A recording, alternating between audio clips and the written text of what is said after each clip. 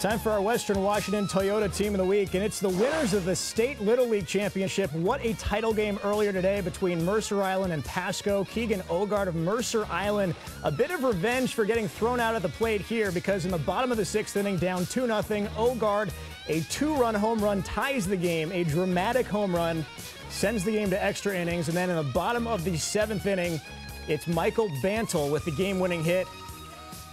I like the song, by the way, Michael Jackson. Mercer Island winning it 3-2. They now advance to San Bernardino, where they'll have a chance to qualify for the Little League World Series in Williamsport, Pennsylvania. And a reminder that any youth sports team that reaches a national tournament or Junior Olympics is eligible to be featured during our sportscast on Q13 Fox News at 10. Just send a team picture and details to my email. That's Aaron@Q13Fox.com. I can't believe I just won Seaver. I grew up watching this, watching people like Steve David, running around the race course, and I'm here pitted next to him, and this has just been the best weekend of my life. Oh, what a great moment for Kaylee Perkins of Black Diamond, winning the Unlimited Light Hydros final at Seafair earlier today. As for the main event at the Chevrolet Cup, another Seattle native wins. It's Dave Vilwalk in the Miss Elam winning the race. He outlasts 5 other Hydros, including Steve David in the Oh Boy Oberto. You see him stranded out there. It broke down in the final lap. Again tonight, we have got 2 Seagals, Nicole and Jenna, standing by. There they are. They're going to join us to talk about the 2010 Seagals calendar unveiling at Fox Sports Grill this Tuesday night. But tonight, we're also joined by the Storm Sue Bird, an amazing 10th anniversary celebration weekend, including a dramatic overtime win last night. How much fun have the last 2 home games been for you? Triple overtime against the LA Sparks last week, and then overtime last night. Yeah, I don't know about fun. Yeah. It's like heart attack yeah. status, but it's been great. It's actually my first, I was saying, it's my first, literally my first triple overtime game, I think, ever. In 8 years here in Seattle, too. I know. So that was an experience. The fans, they stayed, though. It was late. Oh, man, I'm just glad we gutted it out. Same thing as last night, just glad to win. Even former Seahawk Bobby Ingram stayed the entire time for that triple overtime thriller. It's an anniversary weekend, so we have to go back. We found some footage from your first ever game with the Storm back in 2002. There you are with Adia Barnes. It's hard to believe that was more than scary. 7 years ago. Tell me about it. What do you remember about that night? Actually, we played, I want to say we played New York. I guess we're about to find out.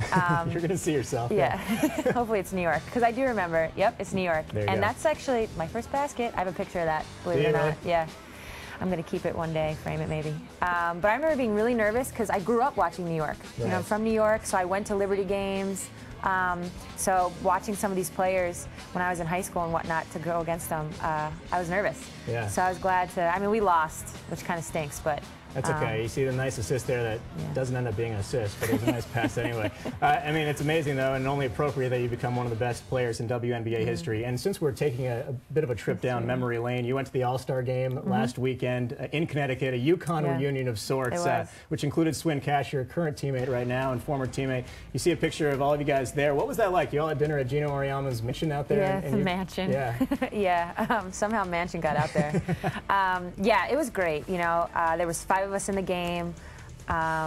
Swin took home MVP, but more than anything, it was an opportunity for us to go back to like our second home. It really is. To go to his house and be with his family. Chris Daly, who's the associate head coach, he was able to come as well.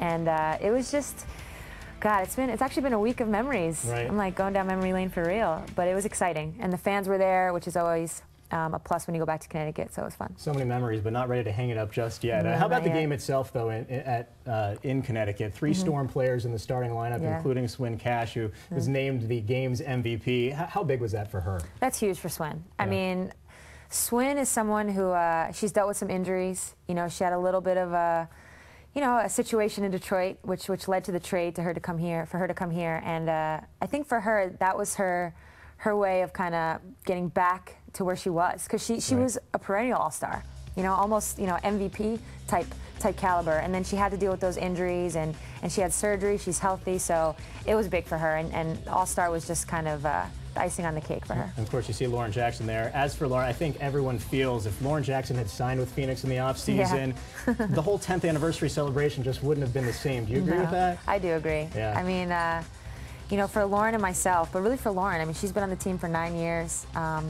She's been through it all, the losing season, you know, the championship season and everything that's followed thereafter. And it would have been weird without her. It would have been weird to see her in a Phoenix jersey. We'd be playing them on Tuesday. Yeah, that would be crazy. I wouldn't like that at all. It would be the first game back for her, Kia. Yeah, Unfortunately, she's on Seattle Storm. It's her 9th season. It's your 8th season. Seattle's become your true home. It really has. Could you ever see yourself in another jersey? You're just talking about Lauren in a different jersey. Yeah, I'm actually, this is my contract year. Right. Funny you bring that up. No, I can't. I really can't. You know, it's you know, you don't get to become a free agent often in your career, so there is something about that that's tempting. I watched Lauren go through it, but at the same time, I mean, I'm just going to stick with where I feel comfortable, and that's really Seattle, both on and off the court. Well, I guess that begs the question, have you had any movement with the contract extension? Yeah, I mean, there's been talks, my agent's involved and stuff like that. You know, you kind of get, prior to the season, we talked about it a lot, and then you kind of get into the season, and you just, you know, you're playing, there's really not a lot of time, but Brian Aguilar, our coach, he brings it up. He doesn't let me forget. I think we all want you to stay here in Seattle. I'll speaking for everybody. Sue Bird joining us tonight. I just want to clarify in general terms, not talking about your specific situation. In the WNBA, there is a maximum salary, correct? Yes. Okay. Yes. So if both sides are in agreement, if they're willing to pay the maximum because this player is the face of the organization and the player wants to stay in the city, where are the conflicts? Does it simply come down to the number of years? Or? Yeah, number of years, guaranteed. Okay. That's a big issue. Right. Really, if someone wants to be, you know, from someone like myself, I'm really just using myself as an example, though. I'm from New York. Maybe I'd want to go back to the East Coast. Or for Lauren, you know, she's friends with Diana. She wants to go to Phoenix, that type of thing. And closer to Australia, too, right? Yeah, a little bit closer. Further south, yeah. Okay, well, let's talk about the Storm right now, currently in 2nd place in the West. What's the biggest area this team needs to improve upon, you think? I think just the consistency. You know, we seem to put together some really good games at times, and then we'll get in other games and we'll kind of be up and down a little bit. Just like last night, we were able to get a lead and then we kind of gave it up and so forth. So if we can just get a little bit more consistent, you know, the building blocks are there. We just got to bring it every night. One last question. You guys, 15 games left in the season still, but how much of a must-win game is this against Phoenix? They're leading the division or the conference by 2 games. You don't want to get 3 games back with 14 to play. Right. You don't. The WNBA season's so weird in that regard. Right. It's 34 games, which I guess is a lot, but it's not. I mean, literally, you lose 3 in a row and you can be out.